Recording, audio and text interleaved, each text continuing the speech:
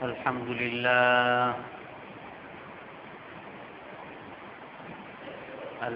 لله نحمده ونستعينه ونستغفره ونؤمن به ونتوكل عليه ونعوذ بالله من شرور أنفسنا ومن سيئات أعمالنا من يهده الله فلا مضل له ومن يضلله فلا هادي له ونشهد أن لا إله إلا الله وحده لا شريك له ونشهد أن سيدنا ومولانا محمدا عبده ورسوله أرسله بالحق بشيرا ونذيرا بين يدي الساعة من يطع الله ورسوله فقد رشد واهتدى ومن يعصهما فقد ضل وغوى أما بعد فأعوذ بالله من الشيطان الرجيم بسم الله الرحمن الرحيم وإذ قال إبراهيم لأبيه آزر أتتخذ أصناما آلهة إني أراك وقومك في ضلال مبين وكذلك نري إبراهيم ملكوت السماوات والأرض وليكون من الموقنين فلما جن عليه الليل رأى كوكبا قال هذا ربي فلما أفل قال لا أحب الآفلين فلما رأى القمر بازغا قال هذا ربي فلما أفل قال لئن لم يهدني ربي لأكونن من القوم الضالين فلما رأى الشمس بازغة قال هذا ربي هذا أكبر فلما أفلت قال يا قوم إني بريء مما تشركون صدق الله العظيم সম্মানিত মুসল্লিয়ান ইকরাম, আমরা ঈদের আগে হযরত ইব্রাহিম আলাইহিস সালামের আলোচনা করতেছিলাম। যেহেতু আল্লাহ তাআলা কোরআনের মধ্যে বলেছেন সুম্মা আওহাইনা ইলাইকা আনিত্তাবি' মিল্লাতা ইব্রাহিম হানিফা, ইব্রাহিম আলাইহিস সালামের ধর্মের অনুসরণ করো। ইব্রাহিম আলাইহিস সালাম তার ধর্ম, তার কাজ, তার আদর্শ সব আমাদের জন্য মাপকাঠি, সব আমাদের জন্য অনুসরণীয়। এই জন্য ইব্রাহিম আলাইহিস সালামের জীবনের বিরাট একটা অংশ আল্লাহ তাআলা কোরআনের মধ্যে উল্লেখ করেছেন।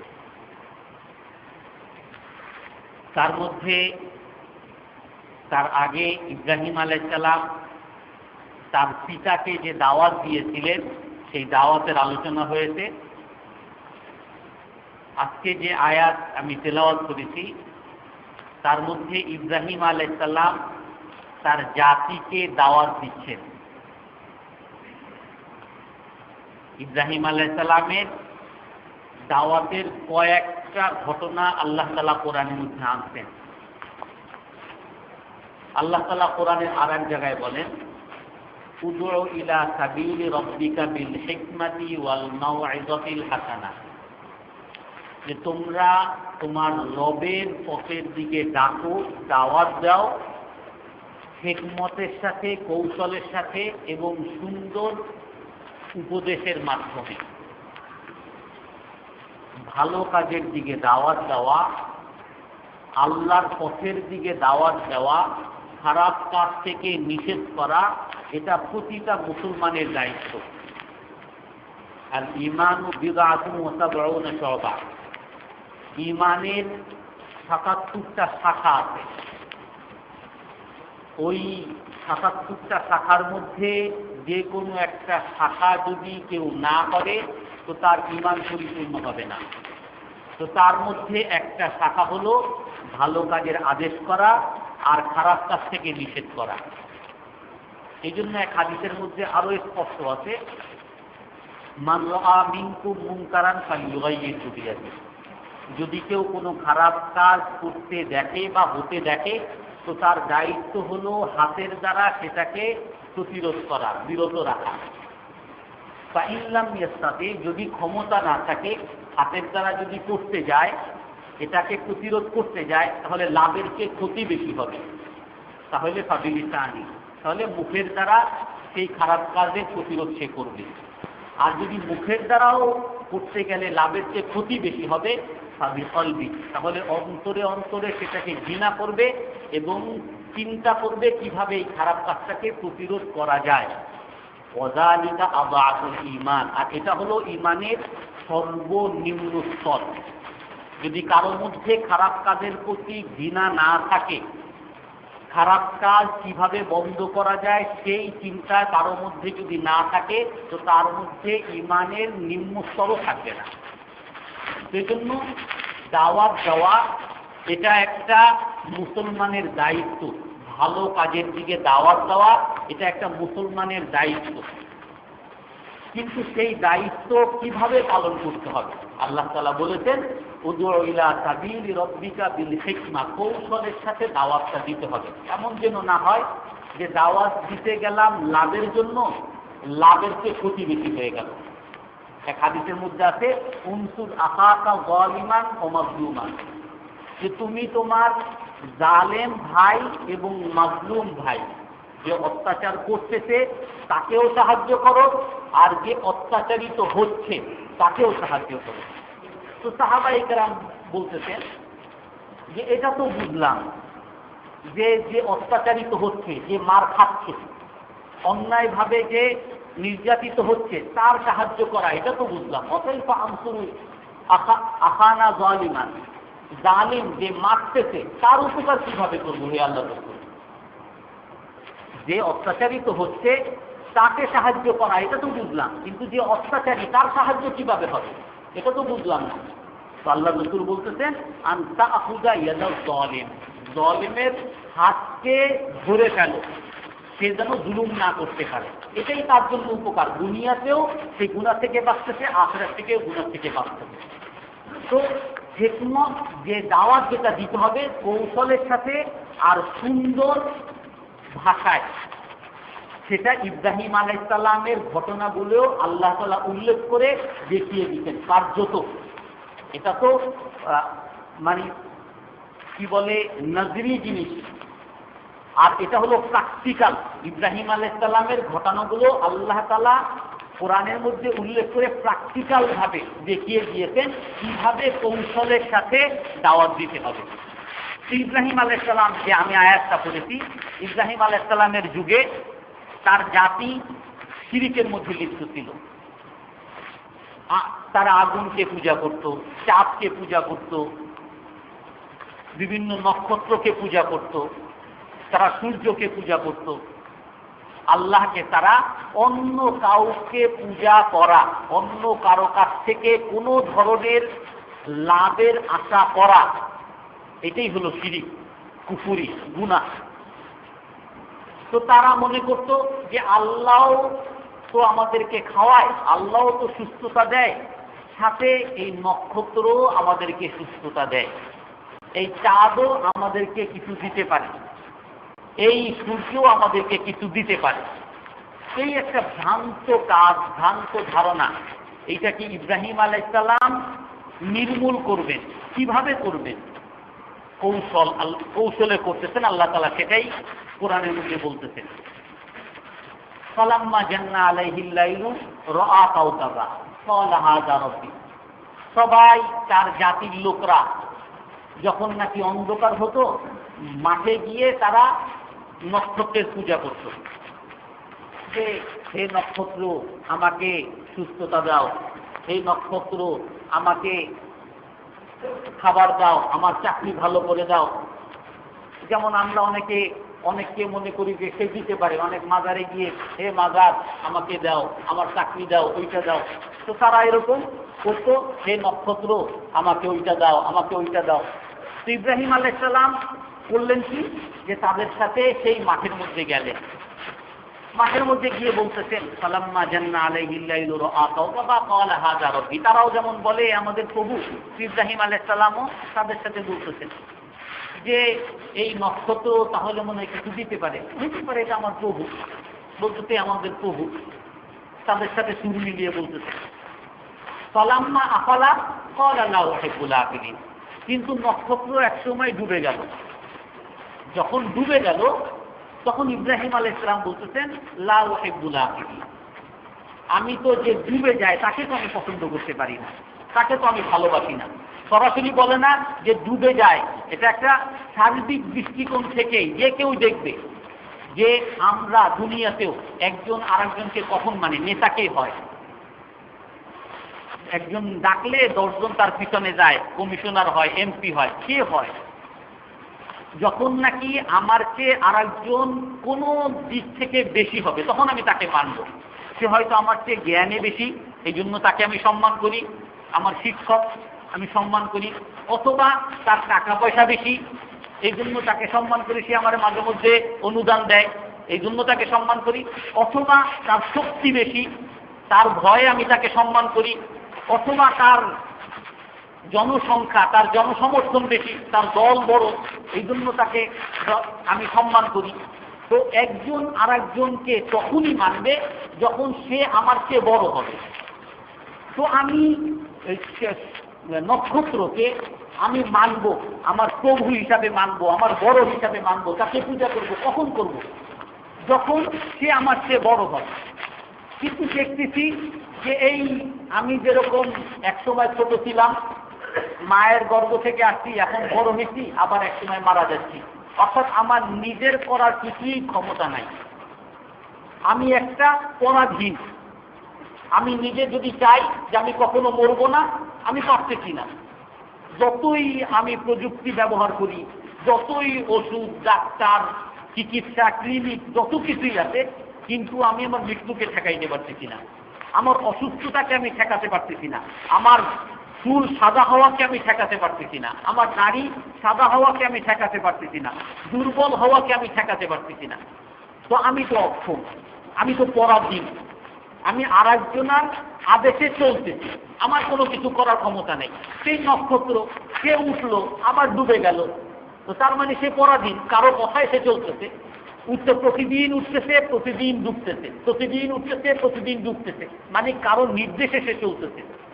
সাধারণত স্বাধীন সেই হয় তার কোনো নিয়ম শৃঙ্খলা, আমি স্বাধীন, আমি কারো কথা মানব না, সে মানে না, কোনো নিয়ম শৃঙ্খলা তার নাই। কিন্তু এ তো প্রতিদিন একটা নিয়ম মানতেছে, তার মানে পরাধীন। তো ইব্রাহিম আলাইহিস সালাম সরাসরি বলতে পারতেন, আরে এ তো পরাধীন, এ আমার প্রভু হয় কেমনে, তোমরা কি পাগল ছাগল হইতো নাকি? না, ইব্রাহিম আলাইহিস সালাম কৌশলের সাথে বলতেছেন প্রথমে নক্ষত্র দেখতে যখন ডুবে গেছে, লা ওয়াহিব্বুল আফিলিন, আমি তো এটাকে ভালোবাসতে পারি না, এটাকে তো পছন্দ করতে পারি না, এ ডুবে যায়। তারপরে আর একদিন গেল, ফালাম্মা রাআল কামারা বাযিগা ক্বালা হাযা রাব্বি, যখন দেখলো চাঁদকে, আর একদিন সবাই মিলে এরকম নক্ষত্রকে, চাঁদকে পূজা করতেছে। তো ইব্রাহিম আলাইহিস সালাম তাদের সাথে সুর মিলিয়ে বলতেছে, চাঁদ যখন অনেক সুন্দর, অনেক আলো ছড়াচ্ছে অন্ধকারের মধ্যে, পূর্ণিমার চাঁদ সুন্দর দেখা যাচ্ছে, অনেক বড়, অন্যান্য নক্ষত্রের চেয়ে অনেক বড় দেখা যাচ্ছে। তো তখন ইব্রাহিম আলাইহিস সালাম বলতেছেন, হাযা রব্বি, এটা আমার রব, এটা আমার প্রভু। হইতে পারে এটা আমার প্রভু, যেহেতু অনেক বড়, অন্যান্য নক্ষত্রের চেয়ে বড়, আমাদের চেয়ে বড়, আমি তো তাকে মানতেই পারি। আমি কাকে মানব যখন আমার চেয়ে কেউ বড় হবে? তো এই চাঁদটা আমার চেয়ে বড়, আমি আকারে ছোট, চাঁদ আকারে বড়, আমি চাঁদের মতো এত আলো ছড়াতে পারি না, চাঁদ এরকম আলো ছড়াচ্ছে।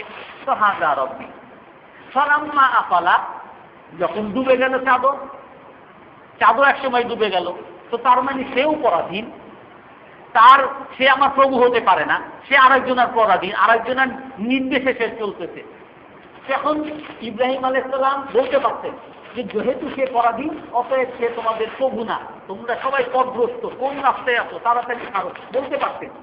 কিন্তু কৌশল অবলম্বন করলেন, বললেন কি, লা ইল্লাম ইয়াহদিনী রাব্বি লাআকুনান্না মিনাল কওমিদ দাল্লিন, আমার প্রভু যদি আমাকে সঠিক রাস্তা না দেখান, তাহলে আমি পথভ্রষ্টদের দলের মধ্যেই থেকে যাব।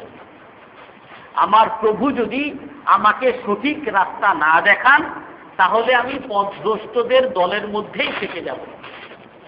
কৌশলে তাদেরকে দাওয়াত দিতেন, আমার প্রভু যদি আমাকে সঠিক রাস্তা না দেন, তার মানে এই চাঁদও আমার প্রভু না, এই নক্ষত্র আমার প্রভু না, অন্য একজন আছে আমার প্রভু, সে যদি আমাকে সঠিক রাস্তা না দেখান, তাহলে তোমরা যেরকম পথভ্রষ্ট, আমিও সেই পথভ্রষ্টদের দলের মধ্যে হয়ে যাব।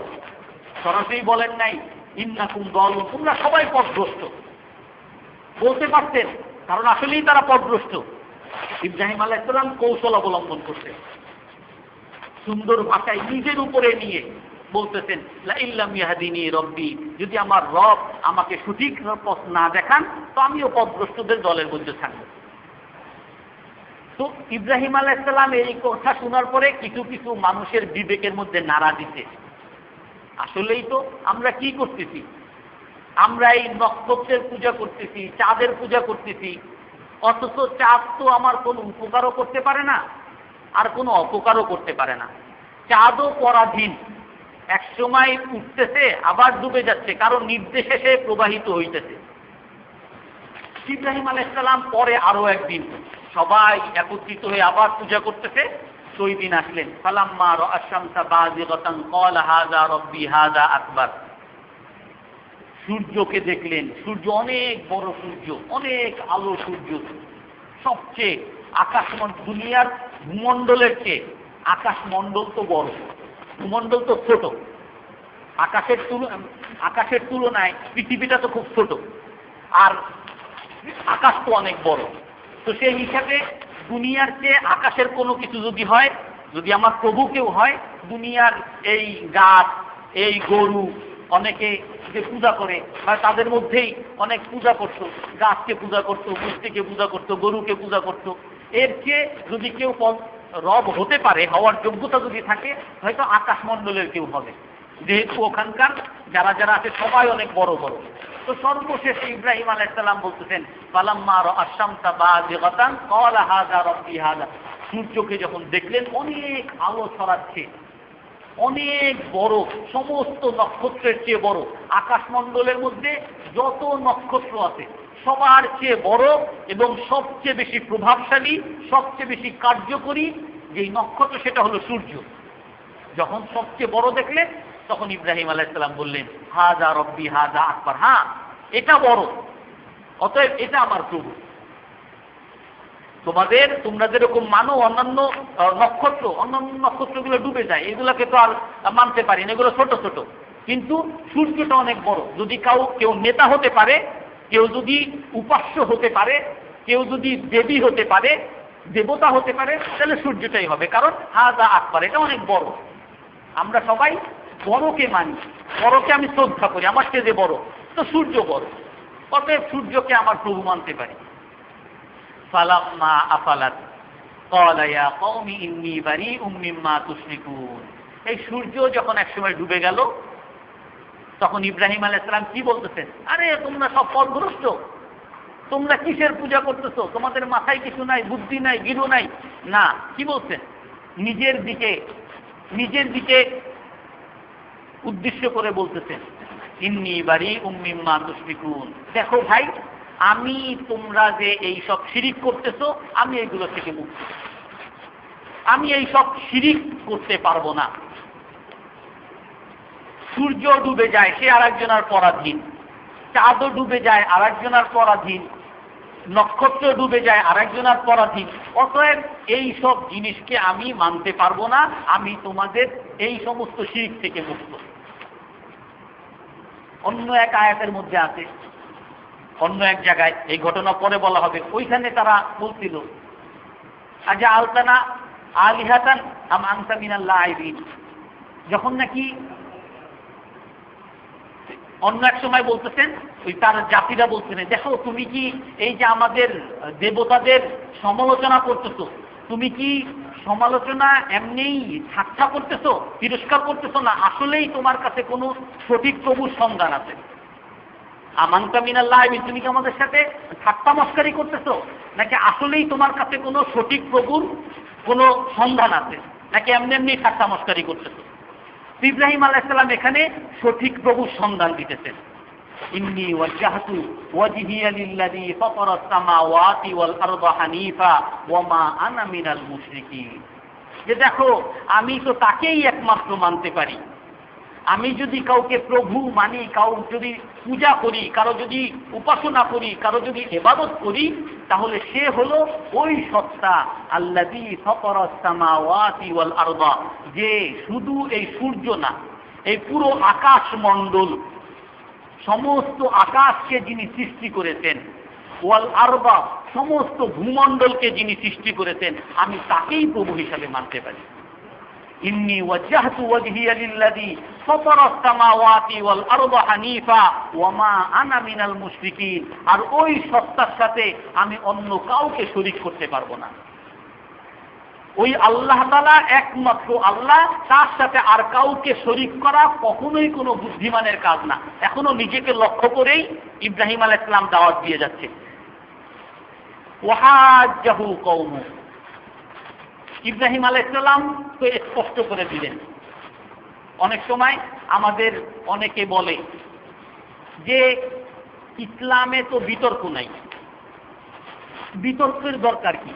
শুধু আপনি দাওয়াত দিয়ে যাবেন, ভালো কথা বলে যাবেন, খারাপ কে কি করলো না করলো, এটা যে খারাপ এটা বলার দরকার কি? শুধু ভালো কথা বলে যাবেন। ইব্রাহিম আলাইহিস সালাম এখানে বিতর্ক করলেন। কোরআনের মধ্যে আছে ওয়াহাজ্জাহু কওমু, তার জাতি তার সাথে বিতর্কে জড়িত হয়েছে। ইব্রাহিম আলাইহিস সালাম বলার পরেও যখন তাদের কাছে স্পষ্ট করে দিলেন যে তোমরা যাদের পূজা করো এগুলো সব মিথ্যা, এগুলো সব ভুল, যদি ইবাদত করতে হয়, উপাসনা করতে হয়, তাহলে একমাত্র আল্লাহ তাআলার করতে হবে। সঠিক পথ তাদেরকে যুক্তির মাধ্যমে বুঝিয়ে দিয়েছেন। কিন্তু তারপরেও সবসময় সবাই মানে না। প্রমাণিত হইল সে জানে সত্য, তারপরও মানে না। এটাই হলো দুনিয়ার নিয়ম। আল্লাযীনা ইয়ারিফুনাহু ইয়ারিফুনা কামা আবনাআহুম। কোরআনের মধ্যে আছে হুজুর সাল্লাল্লাহু আলাইহি সাল্লাম যখন দুনিয়াতে আসেন, নবুয়তের দাবি করেন, ইহুদিরা হুজুর সাল্লাল্লাহু আলাইহি সাল্লামকে এমন ভাবে চিনতেন যেভাবে নিজের সন্তানকে তারা চিনে। নিজের সন্তানকে চিনতে যেমন কারো কোনো ভুল হয় না, তার গলার আওয়াজ শুনলেই চিনে ফেলে আমার সন্তান, তার চেহারা দেখলেই চিনে ফেলে আমার সন্তান, হাঁটা চলা দেখলেই বুঝে ফেলে যে আমার সন্তান, কোনো ভুল হয় না।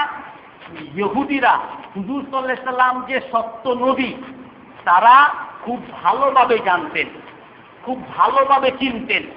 কিন্তু তারপরেও ওয়া ইন্না ফারীকাম মিনহুম লা ইয়াকতুমুনাল হাক্কা ওয়া হুম ইয়ালামুন, আল্লাহ তাআলা বলেন তারপরও তাদের একটা দল সত্যকে লুকায়িত রেখেছে, তারা জেনে শুনে সত্যকে গোপন রেখেছে।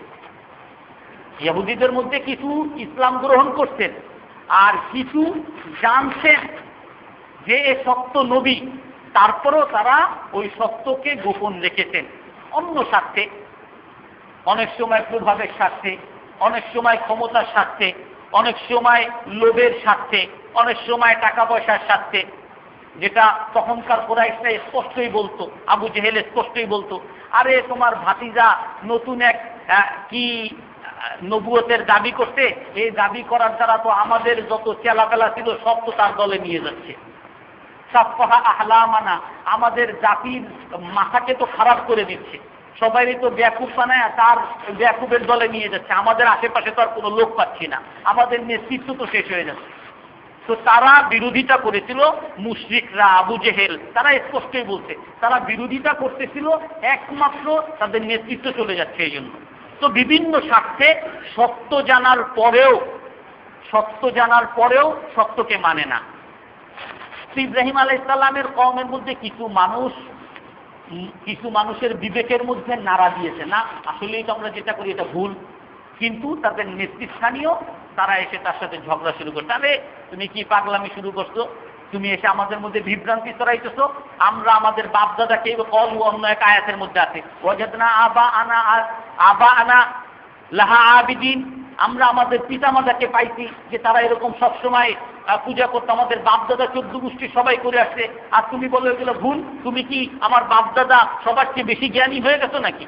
এসব পাগলামি আমাদের মধ্যে না করে, বিভ্রান্তি না করে তুমি তোমার পথ দেখো, তার সাথে ঝগড়া শুরু করছে। তো আল্লাহ তাআলা বলেন, ইব্রাহিম আলাইহিস সালাম তখন বলতেছেন কি খুব নম্র সুরে, আতুহাজুনি ফিল্লাহি ওয়া কাদ হাদান, যে দেখো আল্লাহ আমাকে সঠিক পথ দেখিয়েছেন, আল্লাহর পক্ষ থেকে আমার কাছে এলেম আসছে, আল্লাহর পক্ষ থেকে আমার কাছে ওহী আসছে, সত্য প্রমাণ আমার কাছে আসছে, আমি নবী, তারপরেও তোমরা আল্লাহর ব্যাপারে আমার সাথে অযথা বিতর্ক করতেছো। আল্লাহ আমাকে জানিয়েছেন, আমি যা বলতেছি সব জেনে শুনে বলতেছি, তারপরেও তোমরা আমার সাথে না জেনে শুনে অযথা আমার সাথে বিতর্ক করতেছো। এখন তারা ভয় দেখাইল, আরে তুমি আমাদের এই দেবতাদেরকে, এই সূর্যকে, এই চাঁদকে আর এই নক্ষত্রকে তুমি হেয় করতেছো, এরা তোমাকে যখন ঘুমাবা তোমাকে শেষ করে ফেলবে।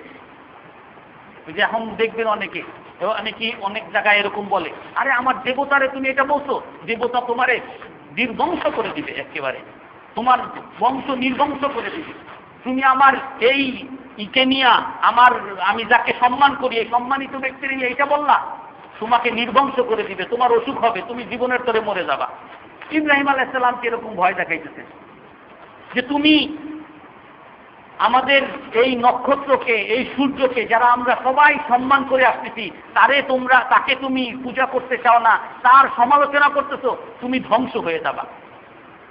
ইব্রাহিম আলাইহিস সালাম তার উত্তরে দেন, ওয়াকাইফা আখাফু মা আশরাকতুম ওয়ালা তাখাফুনা আন্নাকুম আশরাকতুম বিল্লাহি মা লাম ইউনাজ্জিল বিহি আলাইকুম সুলতানা। আরে ভাই, আমি কিভাবে এইগুলোকে ভয় করব যেগুলো তোমরা অন্যায়ভাবে, মিথ্যা, ভুলভাবে যেই সমস্ত শিরক তোমরা করতেছো, এই সমস্ত শরীকদেরকে আমি কিভাবে ভয় করব? তোমরা কেন ভয় করতেছো না? ইব্রাহিম আলাইহিস সালাম বলতেছেন, তোমরা কেন ভয় করতেছো না? ওয়ালা তাখাফুনা আন্নাকুম আশরাকতুম বিল্লাহ মা লাম ইউনাজ্জিল বিহি আলাইকুম সুলতানা। তোমরা যে আল্লাহর সাথে এই আরেক খোদা বানাইতেছো, এই নক্ষত্রকে, এই চাঁদকে যে আরেক খোদা বানাইছো, এই সূর্যকে যে আরেক খোদা বানাইছো, তোমাদের কাছে কি প্রমাণ আছে? কোন প্রমাণের ভিত্তিতে তোমরা তাদেরকে দেবতা মানতেছো? কোনোদিন তোমার কোনো উপকার করতে, কোনোদিন তোমার কোনো ক্ষতি করতে পারছে? কেউ কোনোদিন এসে বলছে যে এটা তোমার প্রভু? কোনো কিতাব আছে এরকম, কোনো বই আছে, কোনো নবী এসে বলছে, আল্লাহর পক্ষ থেকে কোনো ফেরেশতা এসে বলছে আন্নাকুম আশরাকতুম বিল্লাহি মা লাইসা লাকুম বিহি ইলম? তোমাদের জ্ঞান ছাড়া, মূর্খতা, কোনো প্রমাণ ছাড়া তোমরা এই সমস্ত শরীক করতেছো। কি প্রমাণ আছে তোমাদের কাছে এগুলো? তোমরা যে এই ভুল কাজগুলো করতেছো, এগুলো যে ভুল না, এগুলো সত্য, প্রমাণ একটা দেখাও।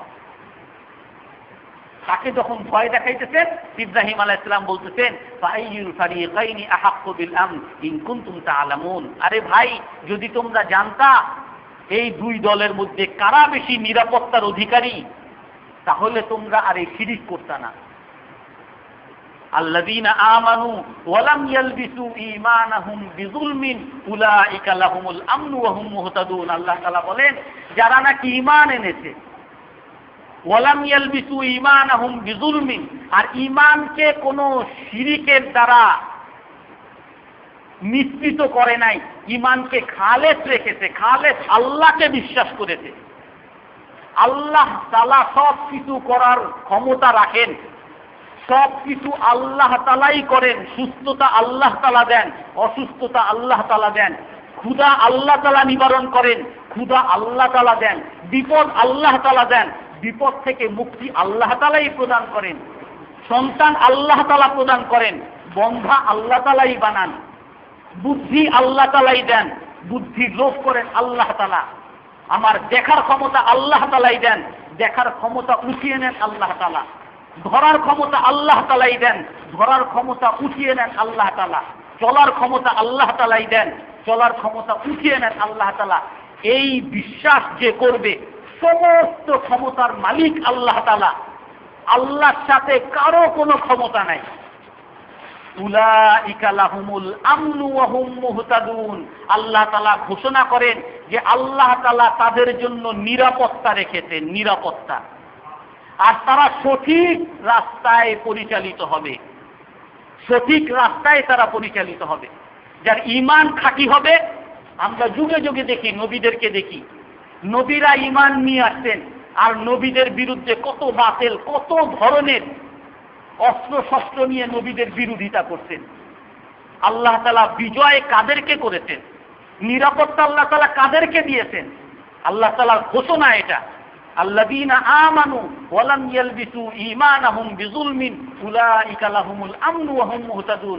যারা ঈমান এনেছে এবং ঈমানকে কোনো ধরনের শিরিকের দ্বারা মিশ্রিত করে নাই, ঈমানকে খাঁটি রেখেছে, তাদের জন্য আল্লাহ তাআলা দুনিয়াতে রাখতেন নিরাপত্তা এবং সঠিক রাস্তা। আমরা অনেক সময় বর্তমানে বিশেষ করে ফিতনার যুগে মানুষ বিভ্রান্ত হয়ে যায়। হুজুরে এক এক কথা বলে, কোনটা ধরবো? এক একজনে এক একটা বলে, কোনটা ধরবো? এক একজন এক এক দিকে চালায়, কার দিকে যাব? এর দলেও বহুত লোক আছে, এর দলেও বহুত লোক আছে, কোনটা সঠিক? এও সঠিক কথা বলে যে আমরা সঠিক কথা বলতেছি, এও বলে সঠিক কথা, আমরা কোন দিকে যাব? আল্লাহ তাআলা বলেন, আল্লাযীনা আমানু, যারা ঈমান এনেছে এবং ঈমানকে খাঁটি রেখেছে, আল্লাহ তাআলা তাদেরকে সঠিক রাস্তায় পরিচালিত করবে।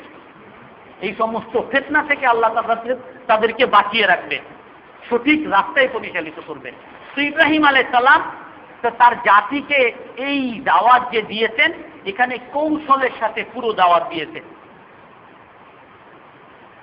ইব্রাহিম আলাইহিস সালাম তাদের সাথে সুর মিলিয়ে তাদেরকে যুক্তির মাধ্যমে দাওয়াত দিয়েছেন।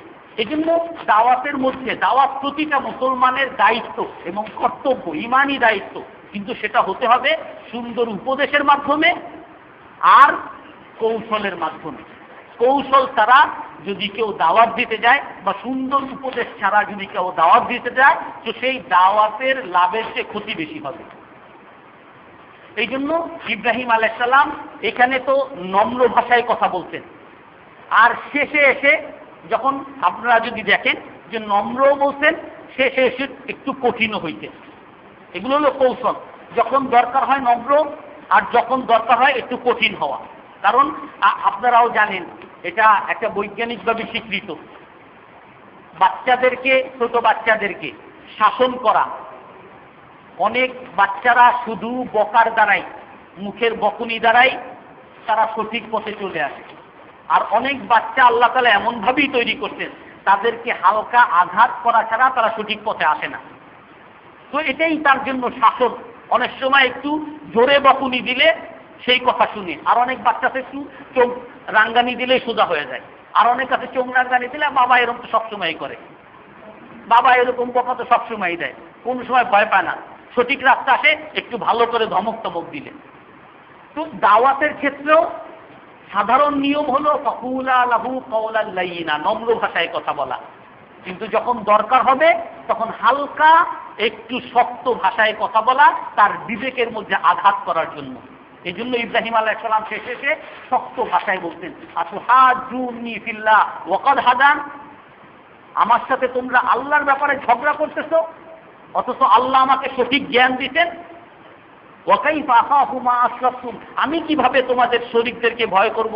তোমাদের তো ভয় পাওয়া দরকার যে তোমরা আল্লাহর সাথে এমন জিনিসকে শরীক করতেছো যার কোনো প্রমাণ তোমাদের কাছে নাই, যার জ্ঞান তোমাদের কাছে নাই, মূর্খতার সাথে তোমরা এগুলো করতেছো। সেই জন্য আল্লাহ তাআলা আমাদের সকলকে ওই ইব্রাহিম আলাইহিস সালামের আদর্শকে অনুসরণ করার তৌফিক দান করেন। ইব্রাহিম আলাইহিস সালাম আমাদের জন্য আদর্শ রেখে গেছেন। আমরা যদি আমাদের জীবন চলার পথে আমরা যদি চিন্তা ভাবনা করি, প্রতিটা পথে পথে প্রতিটা পদে পদে আমরা ওই কোরআন এবং হাদিসের চর্চা আমাদের মধ্যে থাকে না, যার কারণে আমরা অনেক বিভ্রান্তির মধ্যে পড়ে যাই। ইব্রাহিম আলাইহিস সালাম তাদের সাথে বিতর্ক করেছেন। অনেক সময় আমাদের মধ্যে এরকম বিতর্ক করা যাবে না। বিতর্ক যদি না হয়, বিতর্কের দ্বারা অনেক সময় লাভ হয় না, কিন্তু বিতর্ক যদি না হয়, বাতিল যে আছে সে তার মিথ্যা কথা বলে বলে মানুষকে বিভ্রান্ত করে ফেলবে। যার কারণে কিছুদিন আগেও দেখছেন ইসলামের বিভিন্ন হুকুম হাকাম নিয়ে, নারীদের বিভিন্ন বিষয় নিয়ে মানুষের মধ্যে বিভ্রান্তি ছড়াই দিচ্ছে যে এইটা তো ইসলাম সঠিক বলে নাই, এইখানে তো ইসলামে নির্যাতন করতে, অবহেলার দৃষ্টিতে দেখতে, ইসলামের এই কথাটা তো সঠিক না, এরকম না। এই জন্য কোরআন এবং হাদিস এবং তার মধ্যে সবচেয়ে বড় জিনিস হলো ইব্রাহিম আলাইহিস সালাম। সুম্মা ওয়াহাইনা ইলাইকা নিত্তাবি' মিল্লাতা ইব্রাহিম হানিফা, আল্লাহ তাআলা বলেছেন যে আমি ইব্রাহিম আলাইহিস সালামের ধর্মের অনুসরণ করার জন্য তোমাদেরকে আদেশ করলাম। যেন ইব্রাহিম আলাইহিস সালাম আমাদের জন্য বড় আদর্শ। আল্লাহ তাআলা আমাদের সকলকে আমল করার তৌফিক দান করেন। যারা সুন্নাত করেনি সুন্নাত করে নিন।